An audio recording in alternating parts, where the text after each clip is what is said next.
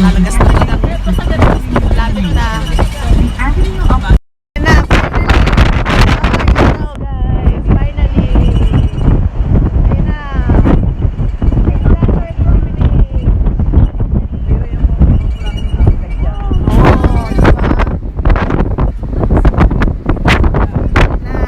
Ito na ang ating end point na tour bus. Final destination finally.